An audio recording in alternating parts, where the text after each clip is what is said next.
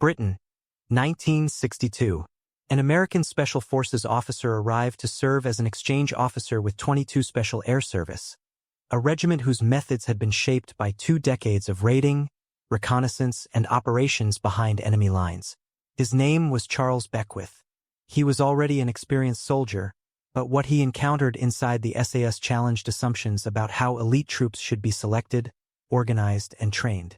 The British system could appear deceptively traditional, demanding fieldwork, individual judgment, rigorous selection, and relentless attention to fundamentals under pressure.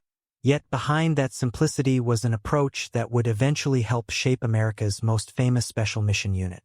The SAS itself had begun far from Britain, in the North African desert in 1941. Created as L Detachment Special Air Service Brigade, it was designed to conduct small-scale raids behind Axis lines. Its early operators attacked airfields and installations while relying on mobility, surprise, navigation, endurance, and the ability to function far from conventional formations. The wartime SAS was disbanded after victory in Europe, but the concept survived. It was revived in 1947, and by 1952 the regular 22 SAS regiment had emerged from the Malayan Scouts experience. For Beckwith, the exchange of 1962 and 1963 became decisive. U.S. Army Special Operations history describes it as the assignment that had the greatest impact on his future career. He studied SAS organization, personnel selection and assessment, and its insistence on tough, realistic training. More than a decade later, those lessons became part of the model Beckwith used when Delta Force was activated on November 19, 1977, with Beckwith as its first commander. That creates the central irony behind any later description of the SAS as old school. Delta was not born in opposition to British methods. Part of its institutional DNA came directly from studying them. But special operations were evolving. Counterterrorism, advanced communications, specialized aviation, night fighting, and increasingly sophisticated equipment were changing what elite units could accomplish. Against that background, the SAS emphasis on fieldcraft, concealment, navigation, patience, and independent decision-making could seem almost traditional. The question was whether traditional meant obsolete. Because as the following decades would demonstrate, the very skills that looked least modern were often the ones that mattered when technology could no longer solve the problem.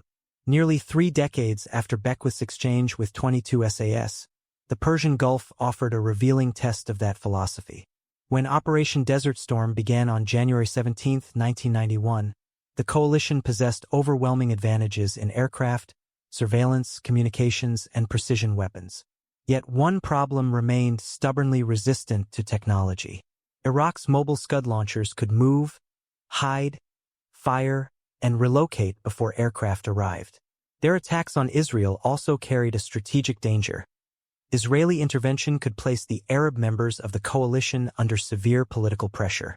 By January 24, 40% of coalition air sorties were being directed against the Scud problem, alongside major intelligence, electronic warfare, and special operations resources.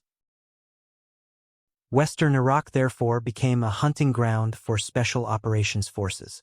The National Army Museum records that SAS patrols were flown deep behind Iraqi lines during January 1991 to hunt Scud missiles.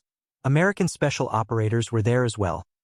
Delta teams were inserted into Western Iraq as part of the same wider search, with British and American forces operating in separate sectors against an enemy whose launchers were deliberately concealed and frequently moved at night.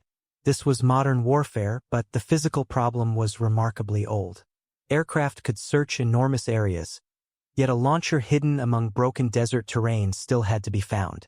Patrols far from friendly forces had to navigate, observe, remain concealed, manage water and ammunition, and make decisions without constant supervision.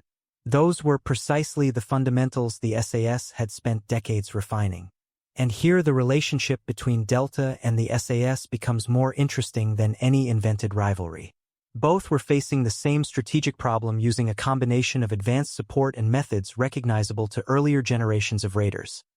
Dispersed patrols, long-range movement, concealment, observation, and attacks against vulnerable parts of an enemy system. The campaign also exposed the limits of elite unit mythology.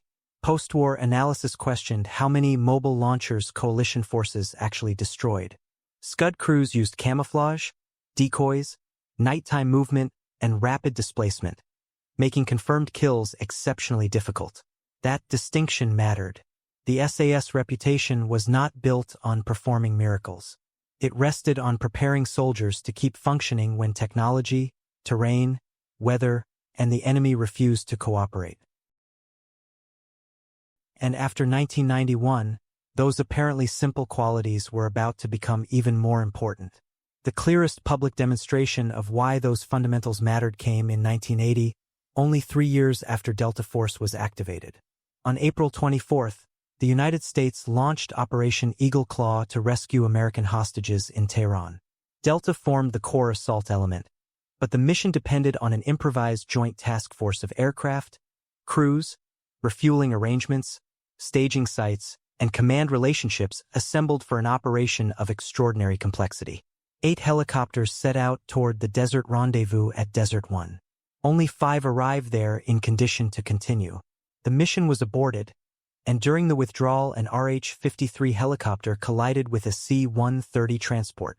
8 American servicemen were killed. Later investigation did not condemn the courage or competence of the men involved.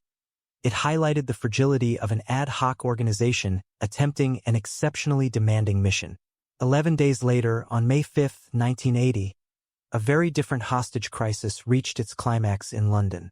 6 armed members of the Democratic Revolutionary Front for the Liberation of Arabistan had seized the Iranian embassy at Prince's Gate, taking 26 people hostage. After 6 days of negotiation, 1 hostage was killed and the British government authorized the SAS to assault the building.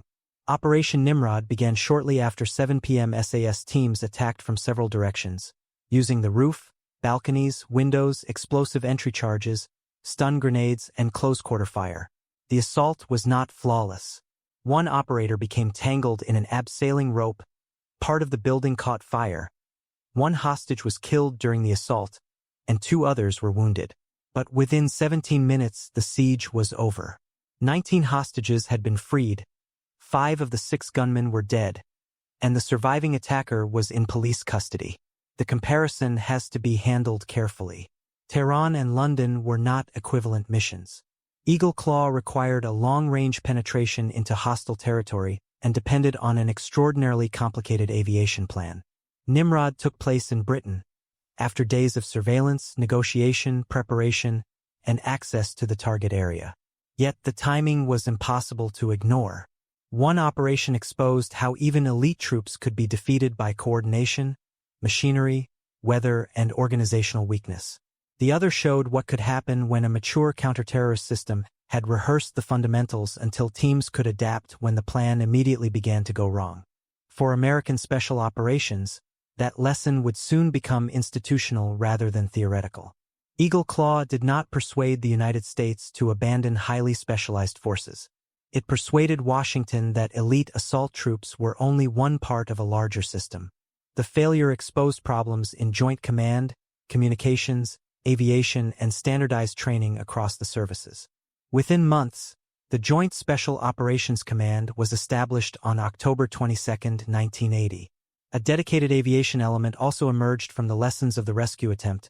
Task Force 160, formed from Army aviators at Fort Campbell, later became the 160th Special Operations Aviation Regiment, the Night Stalkers, built around demanding night flying and special mission support. That development changed the balance. The American answer to Desert 1 was not simply better equipment. It was tighter integration between people who trained for the same kind of missions repeatedly.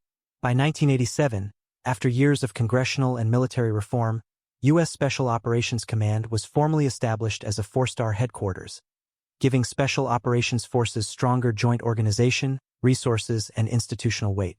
The United States was building the infrastructure that Delta had lacked in its infancy. Yet the individual principles Beckwith had admired in the SAS remained visible inside that more sophisticated machine. Selection still mattered because technology could not compensate for poor judgment. Rehearsal mattered because complex missions became more fragile as more moving parts were added. Initiative mattered because small teams often operated beyond immediate supervision. And realism in training mattered because the first minutes of an operation rarely unfolded exactly as planned. Beckwith's SAS exchange had specifically impressed upon him the value of organization, selection, assessment, and tough realistic training.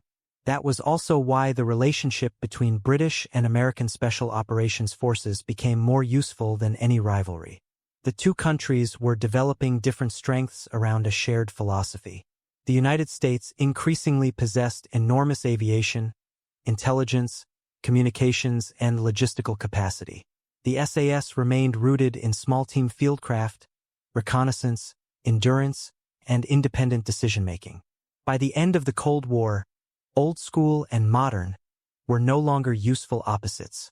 Satellites, helicopters, night vision, and precision weapons could carry a team farther and give it more information, but once soldiers reached the ground, the decisive qualities were still human. That fusion would become unmistakable after September 11, 2001, when British and American special operators entered Afghanistan against an enemy that deliberately used mountains, darkness, distance, and concealment to reduce the West's technological advantage. After September 11, 2001, that fusion was no longer an institutional theory.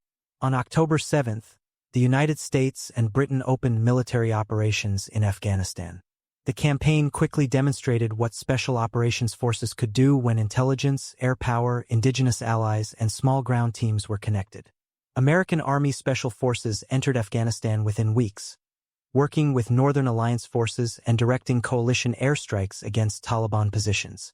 Britain also participated in Operation Enduring Freedom, although much of the detailed public record concerning early British Special Forces activity remains deliberately limited.